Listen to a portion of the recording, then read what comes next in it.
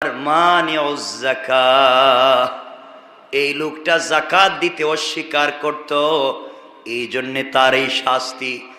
এক নাম্বার তারিকুস সালাত, দুহাত জোড় করে বলছি ও জওয়ানেরা, যাই করো যেখানেই থাকো, সময় পাইলে আগে পরে যখন সময় পাও আগে নামাজ, আগে নামাজ।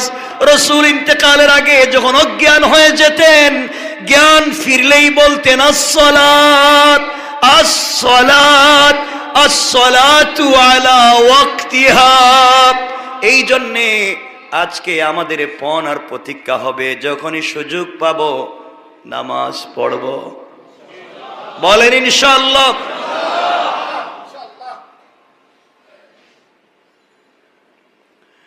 এক নাম্বার তারিকুস সালাত, এটা রাসূলের জিন্দেগির কথা বলছি, হাদিসের কথা বলছি। দুই নাম্বার মানিউজ যাকাত, আর তিন নাম্বার যে অপরাধ হলো যেটা আগেই বলছিলা, ইয়াসমাউ কাউলাল উলামা।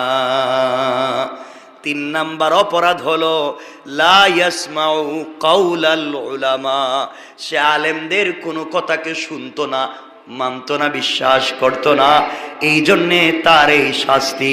এক নাম্বার নামাজ ছেড়ে দিত, দুই নাম্বার যাকাত দিত না, আর তিন নাম্বার হলো আলেমদের কথাকে শুনতো না। এই তিন অপরাধের কারণে তাকে শাস্তি দেওয়া হচ্ছে।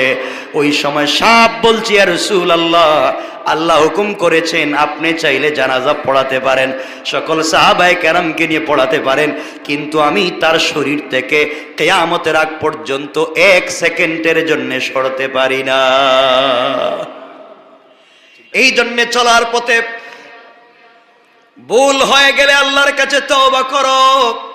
আল্লাহ বলেছেন কোন বান্দা যখন গুনাহ করবার পরে, আমাকে কষ্ট দেওয়ার পরে, আমার রাসূলকে কষ্ট দেওয়ার পরে, তব বুঝতে পেরে অন্যায় করেছে, বুঝতে পেরে যখন তওবা করে, কোন মা যখন তার সন্তানকে ৮-১০ বৎসরের একটা বাচ্চাকে হারিয়ে ফেলে, আর ৩০-৪০ বৎসর পরে যদি ওই বাচ্চাটাকে মা পায়, ওই মা যেভাবে খুশি হয়ে যায়।